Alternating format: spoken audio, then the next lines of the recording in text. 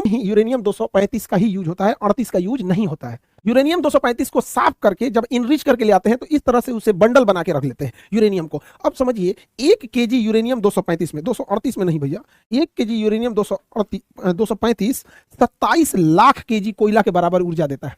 यानी कहीं पर 27 लाख कोयला जला दीजिए, 27 लाख केजी कोयला जला दीजिए, जितना आग लगाएगा, जितना तबाही मचाएगा, जितना त्रहिमाम कर देगा, उतना ये अकेला 1 केजी कर देगा यहाँ पे। इसलिए दुनिया का सबसे महंगा पदार्थ होता है यूरेनियम। अब कहते हैं परमाणु बम इतना खतरनाक क्यों होता है? अरे भैया 27 लाख केजी कोयला के बराबर एनर्जी है।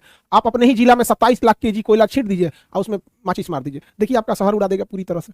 वही तो काम ये कर रहा है, बस उसमें कम ही मात्रा में उतना है स्टोर है एनर्जी यहाँ पर, इसलिए ये इतना महंगा बिकता है यूरेनियम। हालांकि कोई इसका रेट अभी तक नहीं खोला है। अब इसी यूरेनियम को रख के भड़का दिया जाता है, ब्लास्ट करता है, तो इसमें से इतनी हाई मात्रा में ऊर्जा निकलती है, इतनी ज्यादा कि इंसान वेपराइज हो जाता है, भाप बन जाता है, इंसान भाप बन जाता है। इतनी भयानक इससे ऊर्जा निकलती है और इससे दूर दूर तक इसका जो रेडिएशन होता है, हवा बहा के इसके धुआं को ले जाएगी, रेडिएशन को ले जाएगी, बाकी जगहों पर कैंसर होकर लोग मर जाएंगे यहाँ पे। इससे रेडिएशन से बचने के लिए पोटेशियम आयोडाइड की गोली खाई जाती है। हालांकि क्वेश्चन पूछा था कि कौन से जानवर पर रेडिएशन का असर नहीं पड़ेगा, जिसकी त्वचा काइटिन की बनी होती है, जैसे कॉकरोच। कॉकरोच के अगर मान के चलिए इसी मोहल्ले में परमाणु बम गिरा तो इस मोहल्ला का मर जाएगा, लेकिन अगर 10-15 किलोमीटर दूर गिरा है, हम लोग अगर देख भी लेंगे ना तो उसके रेडिएशन से हम मर जाएंगे, लेकिन कॉकरोच नहीं मरेगा यहाँ पर, ठीक है।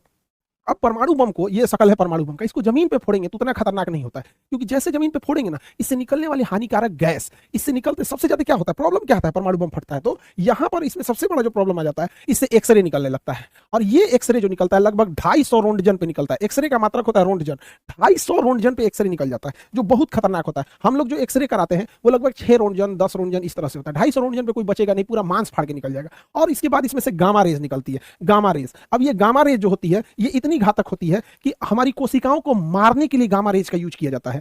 बहुत हल्की मात्रा के गामा रेज का यूज जिस एरिया में कैंसर होता है उसे मारने के लिए किया जाता है कि कैंसर मर जाए, लेकिन इतना हाई पावर का इसमें से गामा रेज निकलता है कि पूरी शरीर मर जाती है यहाँ पे। तो ये दो ही खतरनाक रेडिएशन होती है। और सबसे ताज्जुब की बात यह है कि ना हम लोग गामा रेज को देख सकते हैं, गामा रे भी हमें नहीं दिखाई दे सकता है और ना ही हमें एक्सरे दिखाई दे सकता है, तो हमें दिखेगा ही नहीं, अचानक आर पार होकर मर जाएगा आदमी यहाँ पे। यही खत्म, जैसे कोरोना कहाँ हम लोग को दिखता था, अचानक किसी को हुआ कोरोना मर गया यहाँ पे, तो वही होता है यहाँ पे। अगर गामा रेज लग गया तो पता ही नहीं चलेगा वो क्या हो गया, 10-15 दिन बाद, 1 हफ्ता बाद आदमी मर जाता है। तो परमाणु बम एक तरह का विस्फोटक घातक नहीं होकर यह एक प्रकार का प्रदूषण है, जिसे नाभिकीय आपतन कहते हैं, न्यूक्लियर फॉलआउट कहते हैं। इस जमीन पे अगर पटका गया तो इसके जितने रेडिएशन है हानिकारक, उसी मोहल्ले में, घर द्वार, गली कुची में भर जाएगा और दूर तक खतरनाक इसका असर नहीं जाएगा। इसलिए जब भी परमाणु बम को ड्रॉप किया जाता है तो इसमें एक डेटोनेटर लगाया जाता है और वो डेटोनेटर हाइट को नापते रहता है, बैरोमीटर से सेट रहता है कि जब वो 600 मीटर की ऊंचाई पर शेष रहता है तो इसी ऊंचाई पे ब्लास्ट किया जाता है। कभी भी जमीन पे ले आके परमाणु बम को नहीं ब्लास्ट किया जाता है। तो जापान और हिरोशिमा पे भी जो गिरा था वो 600 मीटर की हाइट पे गिरा था ताकि मैक्सिमम तबाही हो सके